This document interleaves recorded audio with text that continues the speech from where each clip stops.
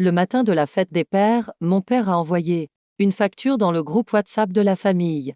52 personnes, 4 générations. Dame cousin à Lille, une grande-tante à Marseille, des oncles perdus de vue en Belgique. Tout le monde. Au bas du document, un total précis, 178 942,6 €. Intitulé Coût d'éducation d'un enfant non désiré. Dernière ligne, ma plus grande erreur. Paiement exigé immédiatement. Cet enfant non désiré, c'était moi. Je m'appelle Camille. J'ai 31 ans et je travaille comme coordinatrice de recherche clinique dans un CHU à Lyon. Je vis seule dans un petit 2 pièces dans le 7. Avec mon chat, Pixel, que j'ai adopté dans un refuge il y a 3 ans parce que sur sa fiche, il était écrit pas sociable. Ne pas caresser. J'ai eu l'impression qu'on se comprenait. Au final, il avait juste besoin de quelqu'un qui n'exige pas qu'il joue au chat heureux. On a ça en commun. Ma mère, Isabelle, est morte quand j'avais 3 ans. Je ne me souviens pas d'elle. Seulement quelques photos un peu jaunies et un médaillon que ma grand-mère m'a donné avant de partir, elle aussi. Mon père, Marc Delaunay, s'est remarié quand j'avais 5 ans. Sa nouvelle femme, Sandrine, avait un sourire qui ne montait jamais jusqu'aux yeux et une façon de prononcer Camille. Comme si c'était le nom d'une maladie. Ils ont eu 2 enfants ensemble, mon demi-frère Hugo, aujourd'hui 24 ans, et ma demi-sœur Manon, qui vient d'en avoir 22. En grandissant, j'étais toujours en trop. Le rappel vivant d'une première épouse qu'ils voulaient oublier, une ligne budgétaire qui déséquilibrait leur compte. J'ai passé mon enfance à essayer d'être petite. Invisible, de ne pas coûter trop cher, de ne pas demander, de ne pas déranger. Quand Hugo et Manon partaient faire leurs courses de rentrée dans un centre commercial brillant, je récupérais les vêtements usés d'une cousine de Villeurbanne. Quand ils sont entrés dans un lycée privé catholique du centre-ville, uniforme impeccable et excellent résultat, je faisais 3 correspondances de bus pour aller dans un lycée public en périphérie. Quand ils ont eu des bacs dentaires à 13 ans, j'ai appris à sourire bouche fermée jusqu'à ce que je puisse payer seul mon traitement d'alignement à 27 ans, en mensualité pendant 2 ans, et je me répétais que c'était normal, que mon père faisait de son mieux, que c'était moi qui exagérais la différence de traitement, jusqu'à cette facture. Ce matin-là, j'étais à ma table de cuisine, un café à la main, quand mon téléphone s'est mis à vibrer sans arrêt. Le groupe familial, celui qui ne sert d'habitude qu'aux vœux, aux photos de baptême et aux annonces de décès était soudain en feu. J'ai ouvert la conversation en pensant voir une photo de bébé. Un gâteau d'anniversaire, peut-être un message mielleux sur les papas formidables.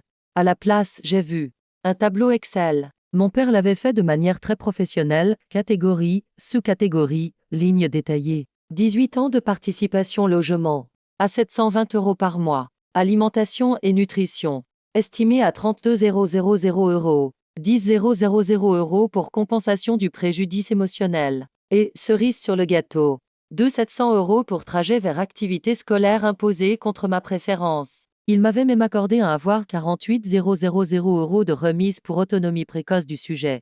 Faible besoin de garde.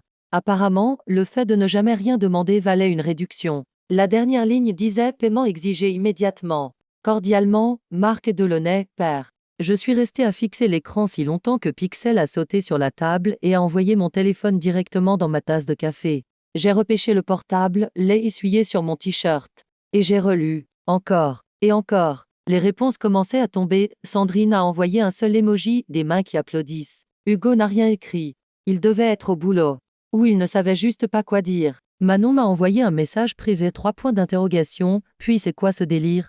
Ma tante Catherine, la sœur de mon père, a écrit que ce n'était peut-être pas le meilleur endroit pour ce genre de discussion familiale. Mon oncle Gérard a vu le message et n'a rien répondu. Quelques cousins lointains ont réagi avec des émojis choqués. La femme d'Hugo, Léa, a quitté le groupe silencieusement. 52 personnes venaient de voir mon père poser une étiquette de prix sur mon existence. Et la majorité a choisi de ne rien dire. Une ligne m'a pourtant arraché un rire qui sonnait plus comme un hoquet. 38 € gâteau d'anniversaire 2002. Je me souvenais très bien de ce gâteau. Il venait d'un supermarché, en promo parce qu'il était de la veille. Dessus, il était écrit félicitations. En glaçage bleu, pour je ne sais quelle remise de diplôme. Quelqu'un avait gratté le mot au couteau et réécrit Camille. Par-dessus, j'avais 7 ans. À l'époque, je le trouvais magnifique. Parce qu'il était à moi. Maintenant, je savais qu'il coûtait 38 €. Et que c'était apparemment déjà 38 € de trop. Ce jour-là, j'ai appelé le service et je me suis déclarée malade pour la première fois en 3 ans. Je suis restée dans mon appartement, à relire cette facture encore et encore, en essayant de comprendre pourquoi. Pourquoi maintenant? Pourquoi devant tout le monde? Mon père est beaucoup de choses, froid, distant, capable d'un silence si lourd qu'il vous écrase. Mais il n'est pas impulsif. Il tient un petit atelier de réparation d'électroménager, il déclare ses impôts en avance, il planifie tout. Alors qu'est-ce qu'il planifiait, cette fois? Je ne savais pas encore que mon grand-père, André Delaunay, venait d'annoncer qu'il voulait mettre à jour son testament, et qu'il avait parlé de voir chaque petit enfant en tête-à-tête. Je ne savais pas que, depuis 4 mois, mon père regardait son héritage lui glisser entre les doigts et avait décidé que la meilleure défense, c'était l'attaque publique. Je ne savais pas que l'homme qu'on m'avait décrit toute ma vie comme Abs avait, en réalité, envoyé de l'argent pour moi chaque mois depuis la mort de ma mère. Je ne savais rien de ça. Pas encore. Tout ce que je savais, c'est que mon père venait de dire à la moitié de la famille que j'étais sa plus grande erreur, et qu'il fallait que je décide quoi faire de cette vérité-là. Pendant 2 jours, j'ai erré dans mon propre appartement comme dans un brouillard. Je ne pleurais pas. Je calculais. Il y avait quelque chose dans cette facture qui ne collait pas. Et je ne parle pas des chiffres. Ce n'était pas un accès de colère. C'était de la préparation. Mais pourquoi, exactement? La réponse est arrivée le mardi matin, dans un message vocal provenant d'un numéro inconnu. Indicatif régional 03. Quelque part en Bourgogne ou pas loin. J'ai failli ne pas l'écouter. Je suis contente de l'avoir fait. La voix était vieille mais solide. Chaque mot posé avec soin. Camille, ici ton grand-père. André, j'ai besoin de te demander quelque chose et j'ai besoin que tu me dises la vérité. Est-ce ce que tu as déjà reçu mes lettres? Je l'ai écouté 4 fois avant de rappeler. Mon grand-père, André Delaunay, l'homme que mon père décrivait depuis toujours comme difficile, distant, déçu de nous tous. Celui qui, soi-disant, aurait tourné le dos à la famille quand je suis né parce qu'il ne supportait pas que son fils garde le souvenir vivant d'un premier mariage raté. J'avais peut-être 5 souvenirs de lui, quelques repas de Noël étranges où il restait assis dans un coin, et où on me disait de le laisser tranquille. Maintenant, il me demandait si j'avais reçu ces lettres. Quand je les rappelais, sa voix était prudente. Pas chaude, pas froide. Cautionneuse, comme quelqu'un qui essaie de désamorcer une bombe sans encore bien comprendre où sont les fils. Il m'a expliqué qu'il mettait de l'ordre dans ses papiers, qu'il avait 84 ans, quelques alertes de santé, rien de dramatique, mais assez pour se demander ce qu'il laisserait derrière lui. En triant ses dossiers, il était tombé sur quelque chose qui ne faisait pas sens. Il m'a demandé si j'avais déjà reçu de l'argent de sa part, des chèques d'anniversaire, des virements mensuels, des lettres. Je lui ai dit que je n'avais aucune idée de ce dont il parlait. Mon père m'avait toujours répété qu'André nous avait coupés de sa vie. Il y a eu un long silence. Puis il a prononcé 4 mots qui allaient tout changer. Il faut que tu vois. Puis tu peux venir chez moi à la campagne? Et ne dis rien à ton père. 2 jours plus tard, j'ai pris ma voiture direction la Bourgogne. 2 heures et demie de route depuis Lyon, à travers des collines douces et des villages qui semblent figés dans le temps. La propriété d'André était plus petite que dans mes souvenirs, une maison de pierre aux volets bleus qui avait besoin d'un coup de peinture. Un portail en fer forgé légèrement rouillé. Je n'étais pas venu ici depuis des années. Mon père trouvait toujours des excuses pour éviter les invitations d'André, trop occupé, trop loin, trop compliqué. André m'attendait sur le perron. Il était plus mince que la dernière fois, ses cheveux entièrement blancs maintenant, mais son regard restait aiguisé. Damieux de comptable. Il avait travaillé 42 ans pour la trésorerie départementale avant sa retraite. Il remarquait tout. Il ne m'a pas serré dans ses bras. On n'avait pas ce genre de relation. À la place, il m'a conduite directement dans la cuisine, où un seul document attendait sur la table en bois ciré. Un chèque annulé. Date mars 1998. Montant 1000 euros. Ligne mémo pour Camille soutien mensuel. Je n'avais jamais vu un centime de cet argent. André a observé mon visage pendant que j'assimilais l'information. Puis il a dit doucement qu'il en avait envoyé un comme ça chaque mois pendant 19 ans. De 1998, quand ma mère est morte, jusqu'en 2017, quand j'ai terminé mes études. À ce moment-là, mon père lui avait dit que je n'avais plus besoin d'aide. 19 ans. 1000 euros par mois. Ça faisait 228 000 euros. Sans compter les demandes d'urgence, l'argent pour un appareil dentaire que je n'ai jamais eu. Des colonies de vacances où je ne suis jamais allée.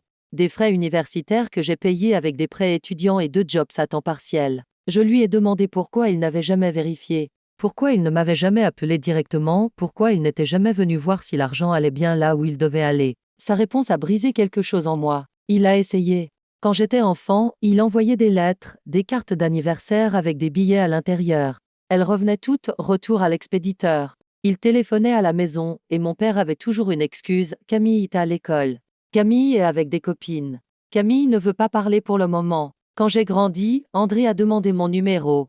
Mon père lui a dit que je l'avais changé, que je ne voulais pas de contact avec cette partie de la famille. que je reprochais à André son divorce avec ma grand-mère. Des histoires dont je ne savais même pas qu'elles existaient. André l'a cru. Pourquoi pas? Marc était son fils. Puis, il y a 2 ans, quelque chose s'est passé qui a commencé à le faire douter. Hugo s'est marié. André lui a envoyé un chèque de 10 000 € directement en cadeau de mariage. C'était la première fois qu'il envoyait de l'argent à un petit enfant sans passer par mon père. Hugo a appelé pour le remercier. Et dans cette conversation, il a dit quelque chose qui est resté dans l'esprit d'André: c'est vraiment généreux, grand-père. Papa disait toujours que tu n'étais pas du genre à faire des cadeaux. André avait envoyé de l'argent à cette famille pendant plus de 20 ans. Dame centaines de milliers d'euros. Et son propre petit-fils le croyait radin. C'est à ce moment-là qu'André a commencé à fouiller dans ses archives. Il a sorti une boîte de documents, des chèques annulés, des lettres, des relevés bancaires. La boîte était poussiéreuse mais parfaitement organisée. 42 ans de comptabilité, ça laisse des traces. Une photo est tombée pendant qu'il triait les papiers. Moi, à 7 ans, déguisée en calculatrice pour Halloween. Du carton, du papier de construction, des boutons dessinés au marqueur, un signe plus. Sur mon front. André a dit que mon père lui avait envoyé cette photo avec une note: elle veut être comme toi. J'ai ri, mais ça m'a fait mal. La vérité, c'est que j'avais été une calculatrice parce que c'était le déguisement le moins cher qu'on pouvait fabriquer. Je voulais être une princesse. Mon père avait dit qu'on ne pouvait pas se permettre la robe. André regardait cette photo différemment maintenant. Il a sorti un autre document, une lettre de Marc datée d'octobre 2002, demandant 50 € pour le costume d'Halloween de Camille. Il avait facturé à mon grand-père 50 € pour un carton et quelques marqueurs. Et je n'avais jamais rien su. J'ai voulu tout voir immédiatement. Prendre des photos, faire des copies, monter un dossier. Mais André m'a arrêté. Il m'a dit qu'il devait être sûr. Certains de ces documents étaient anciens et il voulait demander des relevés bancaires officiels pour tout confirmer. Il fallait vérifier avant d'accuser son propre fils de vol. J'ai compris. Je fonctionne pareil. Dans mon métier, on ne fait pas d'affirmations sans données pour les soutenir. Mais je savais aussi quelque chose qu'André ignorait: mon père n'allait pas nous laisser le temps de monter notre dossier. Il était déjà en train de bouger ses pions. Je l'ai découvert le lendemain matin quand Hugo m'a appelé. Il voulait me voir pour un café. Juste pour parler, juste entre frères et sœurs. J'aurais dû me méfier. On s'est retrouvés dans un café à mi-chemin entre Lyon et la banlieue où il vivait avec sa femme. Il était déjà là quand je suis arrivée, assis près de la fenêtre, tripotant nerveusement un sachet de sucre. Hugo a toujours été le nerveux de la famille. Il travaille dans l'atelier de notre père depuis ses 18 ans, n'a jamais eu d'autre emploi, n'a jamais essayé de partir. Il n'est pas méchant, exactement. Il est juste mou.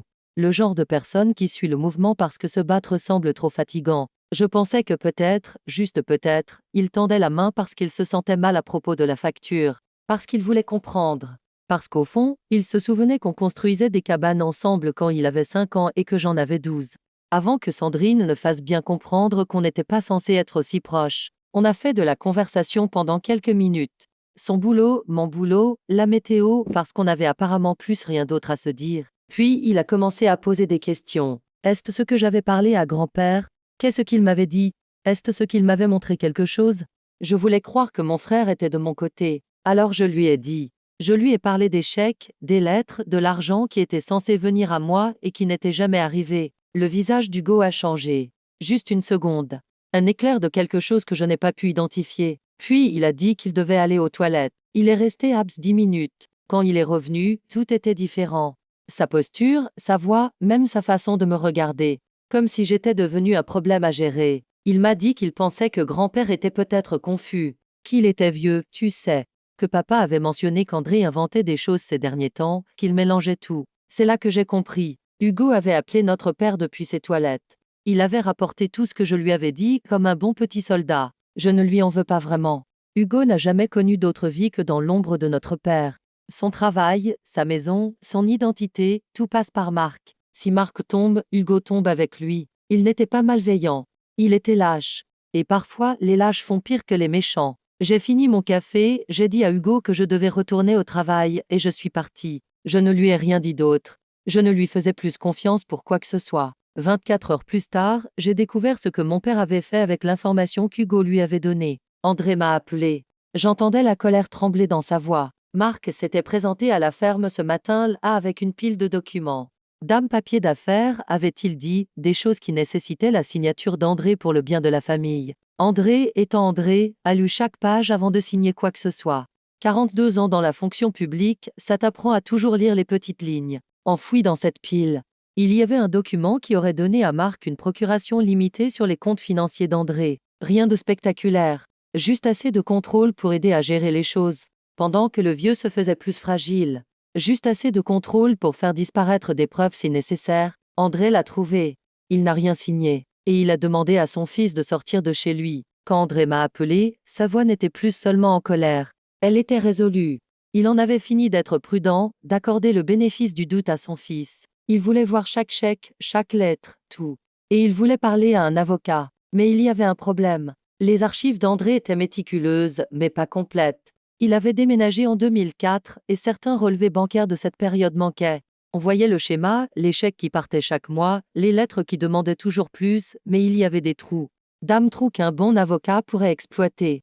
André a dit qu'il pouvait demander les archives à sa banque, mais ça prendrait du temps. 4 à 6 semaines pour des relevés aussi anciens. Il fallait être patient. La patience n'a jamais été mon fort, mais je n'avais pas le choix. Puis 3 jours plus tard, j'ai reçu un texto de Manon. Elle voulait me voir, pas chez nos parents, quelque part en privé. J'étais méfiante après l'épisode Hugo. Comment aurais-je pu ne pas l'être? Mais quelque chose dans son message semblait différent. Urge, presque effrayée. On s'est retrouvés dans un parc au bord de la Saône, assise sur un banc face à l'eau. Manon était pâle, ses mains agrippées à son sac comme s'il risquait de s'envoler. Elle a dit qu'elle devait me montrer quelque chose. Mais je devais promettre, vraiment promettre, de ne jamais dire à personne d'où ça venait. Puis elle a sorti une chemise cartonnée beige. L'étiquette sur le devant dossier Camille. Elle avait trouvé ce dossier dans le bureau de notre père. Elle avait entendu Marc et Sandrine se disputer quelques nuits plus tôt, quelque chose à propos de brouillons, de documents qui auraient dû être détruits. Manon avait attendu qu'il quitte la maison, puis elle avait fouillé. Ce qu'elle avait trouvé était pire que tout ce que j'avais imaginé. À l'intérieur de ce dossier, il y avait des brouillons de la facture. Pas un seul brouillon. 6. Datant de janvier, presque 6 mois avant la fête des pères. Dame note. Dans l'écriture de Sandrine couvrait les marges, ajouter catégorie préjudice émotionnel, retirer lignes frais médicaux, trop évident, on l'a inventé, rendre le total moins rond, plus crédible.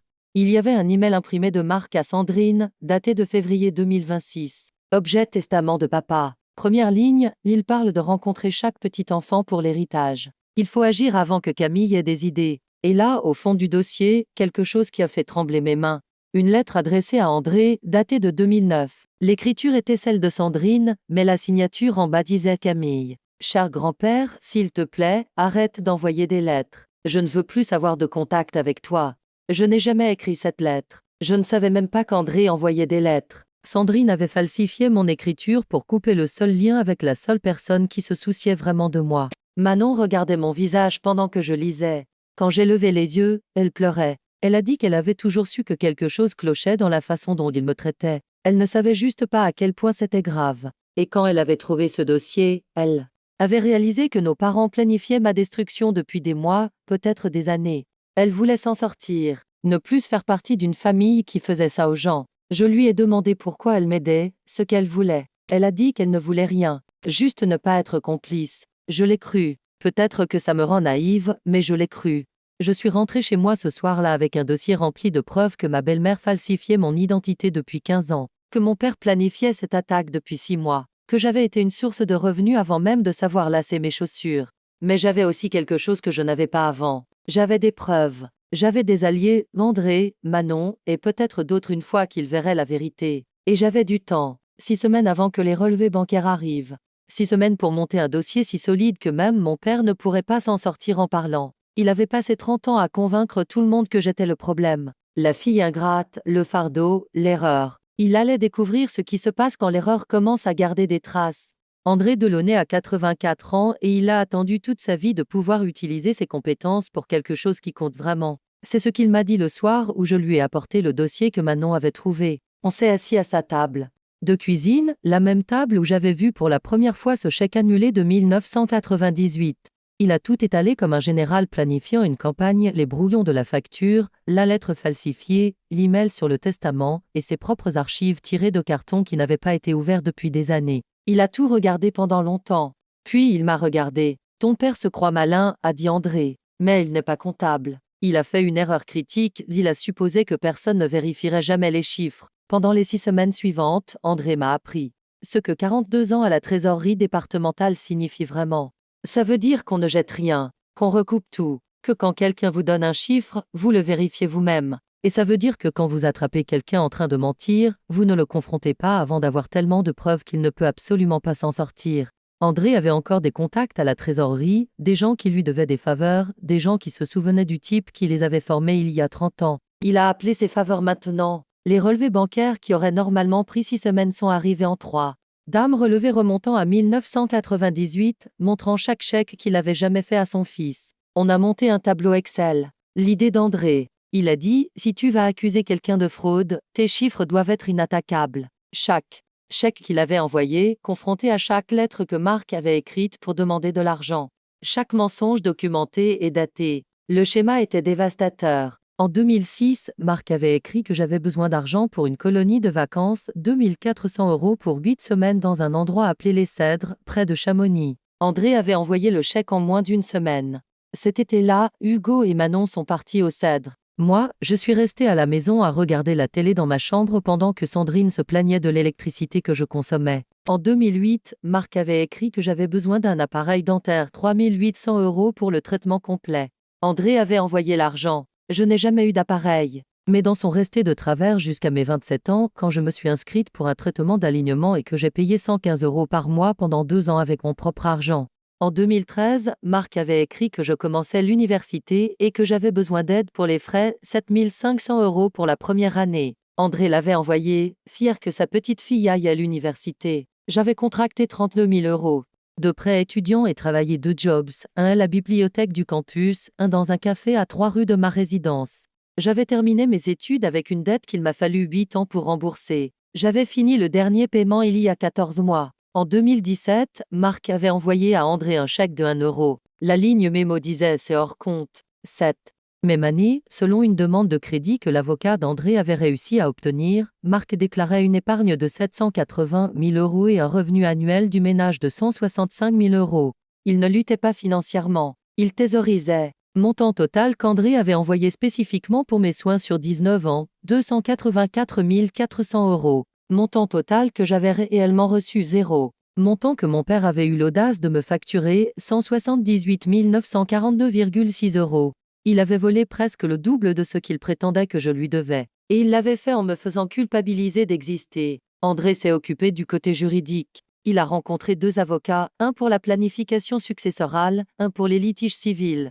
L'avocat successoral a mis à jour son testament. Marc ne recevrait que le minimum légal auquel il avait droit. En droit français, on ne peut pas déshériter complètement un enfant, mais on peut réduire sa part à la réserve héréditaire. Tout le reste irait aux petits-enfants, avec moi nommée exécutrice testamentaire. La ferme, la propriété dont Marc parlait d'hériter depuis 30 ans, me reviendrait à moi. L'avocat civil était plus prudente. Il y avait clairement un cas de fraude, disait-elle. Les lettres que Marc avait écrites indiquaient spécifiquement que l'argent était pour mes besoins. L'utiliser à d'autres fins constituait une fausse déclaration. On pouvait poursuivre pour le montant total plus les intérêts plus les frais d'avocat.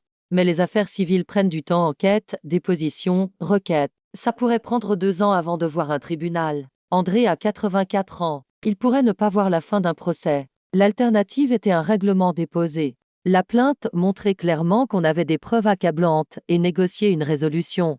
Marc pouvait se battre au tribunal et risquer un jugement qui le détruirait financièrement, ou il pouvait régler pour un montant douloureux mais supportable. André a choisi la voie du règlement, pas parce qu'il voulait être indulge avec son fils, il était bien au-delà de ça, mais parce qu'il voulait voir la justice de son vivant, pendant qu'il était encore là pour l'apprécier. Pendant qu'on montait notre dossier, Marc devenait nerveux. Je pouvais le voir dans le groupe familial. Il postait des messages clairement destinés à moi, j'attends toujours des excuses de certaines personnes, certains comprennent. La gratitude, d'autres ne la prendront jamais, j'ai des preuves aussi, vous savez. Il n'avait pas de preuves. Il n'avait rien d'autre que l'histoire qu'il racontait depuis 30 ans. Ma tante Catherine a appelé pendant cette période. Elle voulait que je laisse tomber toute cette affaire. Ça déchire la famille, a-t-elle dit.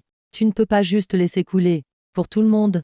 Elle parlait du fait qu'André était vieux, que Marc était son fils, que je ne devrais pas forcer mon grand-père à choisir entre nous. Je l'ai remercié pour l'appel. Je comprenais sa position. Certaines personnes veulent la paix plus qu'elles ne veulent la justice. Elles sont prêtes à laisser les coupables impunis si ça veut dire éviter le conflit. Je ne suis pas l'une de ces personnes. Le moment le plus doux est venu vers la fin de ces 6 semaines. André m'a tendu une enveloppe un soir. Il a dit qu'il l'avait trouvée en organisant ses dossiers. À l'intérieur, il y avait une lettre qu'il m'avait écrite en 2001, quand j'avais 6 ans. Elle avait été retournée à l'expéditeur. Marc ne me l'avait jamais donnée. La lettre parlait de combien André était fier de moi, de combien je ressemblais à ma mère Isabelle, de combien il avait hâte de m'apprendre à faire sa fameuse tarte aux pommes, celle avec la croûte en treillis que sa propre mère lui avait apprise quand il était garçon. J'étais censée apprendre cette recette à 10 ans, puis à 12 ans. Puis ça n'est jamais arrivé. J'ai pleuré pour la première fois depuis que tout ça avait commencé. Pas pour l'argent.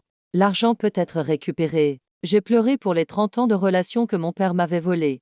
Les cartes d'anniversaire, les lettres, les recettes et les histoires et les petits moments qui auraient dû être les miens. C'est le crime qui ne peut jamais être entièrement remboursé. Mon père n'avait pas juste volé 284 400 euros. Il m'avait volé mon grand-père. Fin juillet, on avait tout. Les relevés bancaires avec leur sceau officiel. Les lettres avec leur cachet de la poste intact. La note falsifiée dans l'écriture de Sandrine. Le dossier Camille documentant 6 mois de planification. Et le tableau Excel d'André, avec code couleur et références croisées. Qui aurait pu faire pleurer de joie un expert comptable judiciaire. André a décroché le téléphone et a appelé son fils. Marc, a-t-il dit, viens à la ferme samedi matin. Juste toi. On doit discuter de ce que tu as fait de mon argent.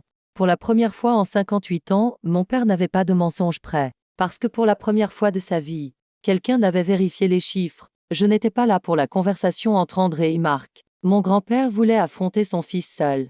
D'homme à homme, sans moi comme distraction ou comme cible. J'ai compris, même si l'attente m'a presque tué. Ce que je sais de ce matin-là vient d'André lui-même et d'un enregistrement qu'il a fait. La France autorise l'enregistrement d'une conversation à laquelle vous participez sans informer l'autre personne, dans certaines conditions. André le savait. 42 ans dans la fonction publique, ça vous apprend des choses. J'ai écouté cet enregistrement plus de fois que je ne peux compter. Il dure 47 minutes et contient la destruction complète de la réalité soigneusement construite par mon père. Ça a commencé calmement. André avait le tableau imprimé et qu'il attendait sur la table de cuisine.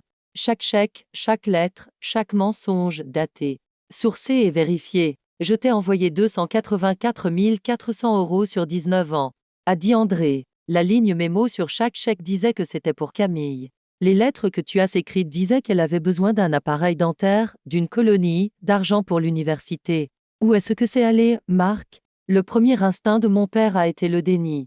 L'argent était pour les dépenses du foyer, a-t-il dit. J'étais partie du foyer. C'était une interprétation raisonnable de la générosité d'André. André n'a pas haussé le ton. Il a juste pointé les documents. La ligne mémo dit pour Camille. Sur chaque chèque, tu m'as écrit des lettres disant qu'elle avait besoin d'orthodontie. Elle n'a jamais eu d'appareil. Elle a payé ses propres soins dentaires à 27 ans. Tu as dit qu'elle avait besoin d'une colonie. Elle n'y est jamais allée. Tes autres enfants, si. Tu as dit qu'elle avait besoin d'argent pour l'université. Elle a contracté 32 000 euros de prêt étudiant pendant que tu avais 780 000 euros d'épargne. Quand le déni a échoué, mon père a essayé la manipulation. Papa, tu es confus. C'était il y a longtemps. Les souvenirs se mélangent. Je ne suis pas confus, a interrompu André. Je suis comptable. J'ai des relevés bancaires avec des sceaux officiels. J'ai tes lettres avec leur cachet de la poste d'origine. J'ai ta signature sur chaque demande. Tu veux les voir? Puis est venue la colère. Je peux l'entendre sur l'enregistrement, la voix de mon père qui monte, qui perd le contrôle. Elle était un fardeau, a-t-il crié. Tu n'as aucune idée de ce que c'était d'élever l'erreur de quelqu'un d'autre. Isabelle m'a laissé avec cet enfant, et j'étais censé faire comme si tout allait bien. J'ai fait de mon mieux. Personne n'a jamais apprécié ce que j'ai sacrifié. La réponse d'André a été calme, mais elle a coupé plus profond que n'importe quel cri. Camille avait 3 ans quand sa mère est morte. Elle n'a pas choisi d'être orpheline.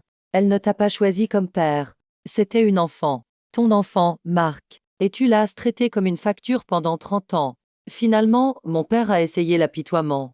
Sa voix est devenue petite, presque pleurnicharde. J'ai fait de mon mieux avec ce que j'avais. Tu ne connais pas la pression sous laquelle j'étais. Personne ne voit jamais mon côté. Ton côté, a dit André, est documenté dans ses lettres. Tu as volé ta fille pour financer ton style de vie. Tu m'as dit qu'elle ne voulait pas de contact alors que tu interceptais son courrier. Ta femme a falsifié son écriture pour la couper de sa propre famille. Il y a un ton silence sur l'enregistrement. Puis André a prononcé le verdict. Je change mon testament. Tu recevras le minimum légal. Je ne peux pas te déshériter complètement selon la loi française. Tout le reste, la ferme, les investissements, tout ce que j'ai construit pendant 60 ans ira à tes enfants, y compris Camille. Surtout Camille.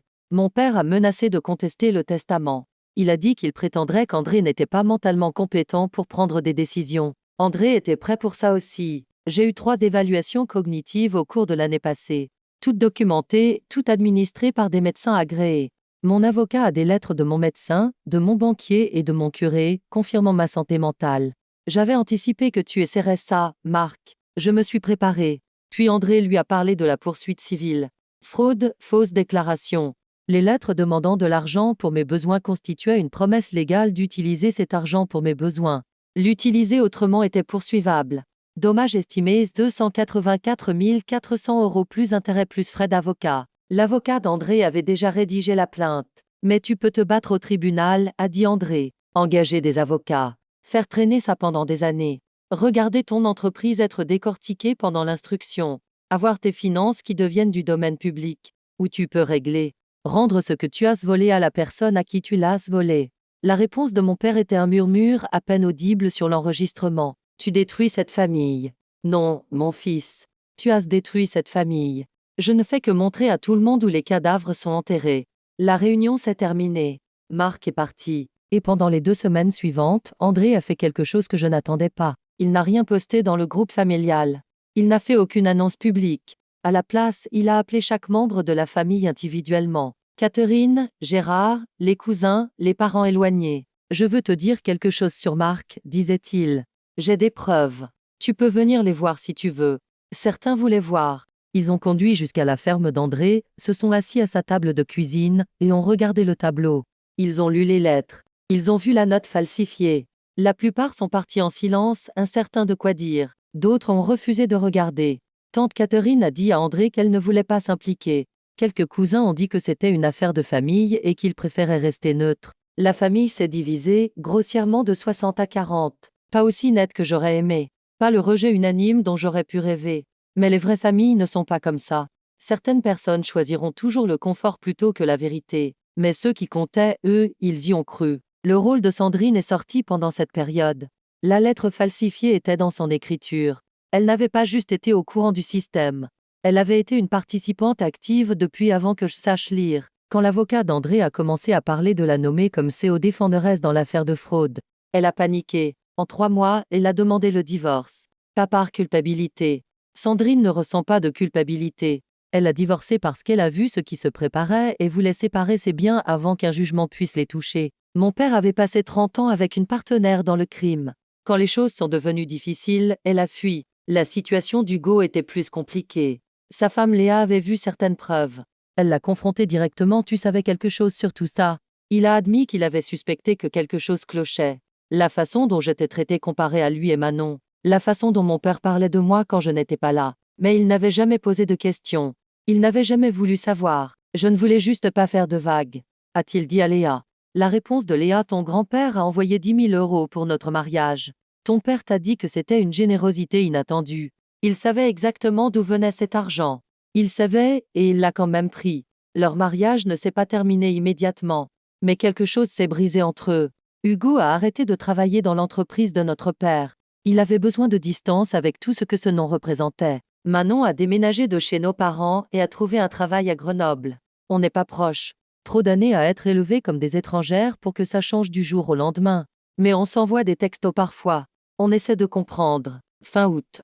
L'issue était claire. Mon père avait passé 3 décennies à construire un mensonge sur qui il était un martyr, un sacrificateur. Un père qui avait tout donné pour une enfant ingrate. Il avait suffi d'un tableau Excel pour tout démolir. 6 mois après que mon père ait envoyé cette facture, on s'est tout retrouvé dans une salle de conférence du cabinet d'avocat d'André, à Dijon, pour finaliser le règlement. L'affaire civile n'est jamais allée au tribunal. Mon père ne pouvait pas se permettre les frais d'avocat ni le risque d'un jugement. Son avocat lui a dit que les preuves étaient accablantes. Si ça allait devant un jury, il perdrait tout. Un règlement était sa seule option fiable. Les termes 230 000 € qui me seraient versés sur septembre an.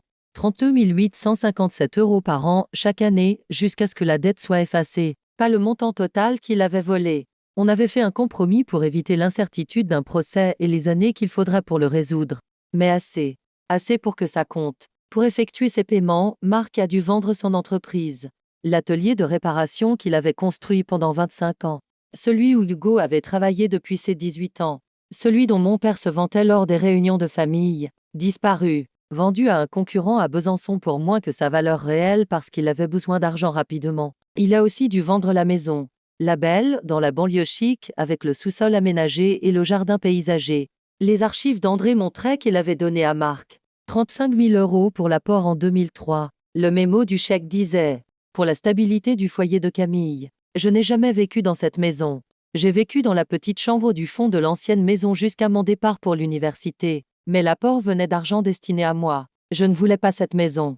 Je voulais juste qu'il la perde. » Le divorce de Sandrine s'est finalisé 2 mois avant le règlement. Elle a pris ce qu'elle pouvait, ce qui n'était pas grand-chose une fois les frais juridiques et le règlement pris en compte, et elle a déménagé dans le sud, près de Montpellier, pour vivre avec sa sœur. Elle et mon père ne se parlent plus. 30 ans de partenariat et de cruauté, terminés par la première vraie conséquence que l'un ou l'autre ait jamais affrontée. Mon père vit dans un appartement en location maintenant. 3 pièces au 2e étage d'une résidence près de l'autoroute. Il n'est pas dans la misère. Il n'est pas à la rue. Mais il est plus petit qu'avant. Diminué. L'homme qui m'avait envoyé une facture de 178 942,6 € écrit maintenant un chèque de 2 738,08 € chaque mois. Je les dépose sans les regarder. L'argent va dans un compte d'épargne que j'ai ouvert spécifiquement pour ça. Je ne pense pas à cet argent comme étant le sien. Je pense à lui comme étant le mien. Enfin rendu. André est toujours là. Sa santé s'est stabilisée après que le stress du procès se soit calmé. Ses médecins sont prudemment optimistes. Il fait plus de siestes qu'avant et il ne conduit plus la nuit, mais son esprit est aussi aiguisé que jamais. Il ne vivra pas éternellement. Il a 84 ans. Mais il ne va nulle part pour le moment. Il a des choses à faire. Dame tarte aux pommes à enseigner. Dames années à rattraper. J'ai acheté une maison. Une petite, juste à l'extérieur de Lyon. À environ 40 minutes de la ferme d'André. Primo-accédante.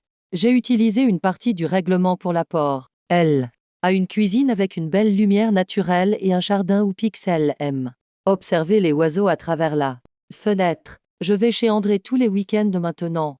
On cuisine ensemble. On parle. On rattrape 30 ans de temps volé, un dimanche à la fois. Il y a des choses que je n'ai pas. Je n'ai pas de relation avec mon père. C'est terminé. Pas avec une confrontation dramatique, mais avec une finalité tranquille, comme fermer une porte qu'on n'a pas l'intention de rouvrir. Je n'ai pas la version de mon enfance que je méritais. Je n'ai pas ma mère, morte avant que je puisse former des souvenirs d'elle. Certaines choses ne peuvent pas être récupérées. Certaines pertes sont permanentes. Mais j'ai de la clarté. Je sais qui je suis maintenant. Je sais que je n'étais pas le problème. Je sais que la froideur que j'ai ressentie toute ma vie n'était pas mon imagination. N'était pas moi qui étais trop sensible. N'était pas quelque chose pour lequel je devais m'excuser. J'avais raison. J'ai toujours eu raison. Le week-end dernier, je me tenais dans la cuisine d'André pour l'aider à faire sa fameuse tarte aux pommes. Celle avec la croûte en treillis. Celle qu'il voulait m'apprendre quand j'avais 10 ans. Pendant qu'on travaillait, il a sorti un tiroir et en a retiré une carte d'anniversaire de 2001. Mon 6e anniversaire. Elle contenait encore un billet de 50 € tout neuf, jamais dépensé, jamais délivré. Je t'en ai envoyé une comme ça chaque année jusqu'à tes 18 ans, a-t-il dit. Ton père les a toutes renvoyées. Il disait que tu ne voulais pas de mon argent. Je n'ai pas retiré le billet. J'ai mis la carte sur la porte du réfrigérateur avec un aimant d'une pizzeria de Dijon. Je n'ai pas besoin des 50 €, grand-père, ai-je dit. J'avais besoin de toi. Et je t'ai maintenant. André ne fait pas dans les moments sentimentaux. Ce n'est pas son style. Il m'a juste tendu le rouleau à pâtisserie et a dit « La pâte ne se fera pas toute seule ». On a cuisiné en silence après ça. Un silence confortable. Le genre qu'on ne peut avoir qu'avec quelqu'un qui ne va nulle part. Pendant qu'on travaillait, André a mentionné que Marc l'avait appelé, qu'il voulait s'excuser, qu'il voulait reconstruire leur relation. Je lui ai demandé ce qu'André lui avait dit. Il a haussé les épaules. Je lui ai dit que j'étais occupée. J'ai une petite fille à rattraper. J'ai des tartes à faire. J'ai pas le temps pour des excuses vides. Il a marqué une pause, puis a ajouté certaines choses, quand elles sont cassées, tu ne peux pas les réparer juste en disant désolé. Tu dois vivre avec ce que tu as fait. On a sorti la tarte du four 1 heure plus tard. La croûte était dorée, parfaite, le treillis tenait exactement comme il devait. André l'a regardé avec fierté. Pas mal pour une première fois, a-t-il dit. Ta mère aurait été fière. C'était la première fois qu'il mentionnait ma mère de façon aussi naturelle. Pas avec pitié, pas avec regret. Juste comme un fait. Comme quelque chose qui m'appartenait. On a mangé la tarte sur la terrasse, regardant le soleil descendre derrière les collines bourguignonnes. Pixel dormait à mes pieds dans son panier de transport. André buvait son café noir, comme toujours. Tu sais ce qui est drôle? Ai-je dit. Papa pensait que cette facture allait me détruire, qu'elle prouverait à tout le monde que j'étais le problème, le fardeau, l'erreur. André a bu une gorgée de son café. Et qu'est-ce qu'elle a fait à la place? Elle m'a donné une raison de vérifier les chiffres. Il a souri. Un petit sourire, rare chez lui, mais réel. C'est ma petite fille, ça. Toujours vérifier les chiffres. Mon téléphone a vibré. Un message du groupe familial, celui qui existe toujours mais que personne n'utilise vraiment plus. C'était Catherine, la tante qui ne voulait pas s'impliquer. Elle partageait une photo de son nouveau petit-fils. Quelques cousins ont réagi, avec des cœurs et des félicitations. Marc n'a rien écrit. Je ne sais pas s'il est encore dans le groupe ou s'il en est parti silencieusement. Comme tant d'autres. Je ne sais pas et ça ne m'importe pas. J'ai éteint mon téléphone et j'ai repris une part de tarte. Parce que c'est ça, la vraie victoire. Pas l'argent, pas le règlement, pas même le testament. La vraie victoire, c'est d'être assise ici, dans cette cuisine qui sent la pomme et la cannelle, avec un grand-père qui m'apprend des recettes qu'on aurait dû partager il y a 20 ans. La vraie victoire, c'est de savoir que quand je rentre chez moi ce soir, je rentre dans ma propre maison, celle que j'ai achetée avec de l'argent qui m'appartenait toujours. La vraie victoire, c'est de ne plus jamais avoir à me faire petite. Mon père voulait me réduire à une ligne dans un tableau Excel, à un coude qu'il pouvait quantifier et rejeter. Il a découvert que certaines personnes refusent d'être réduites, que certaines personnes gardent des traces, et que parfois, l'erreur que vous avez passée 30 ans à cacher finit par devenir la seule chose que vous ne pouvez pas effacer. Je m'appelle Camille Delaunay. J'ai 31 ans. Je travaille dans la recherche clinique. Je vis seule avec mon chat. J'ai un grand-père qui m'apprend à faire des tartes, et je ne suis l'erreur de personne.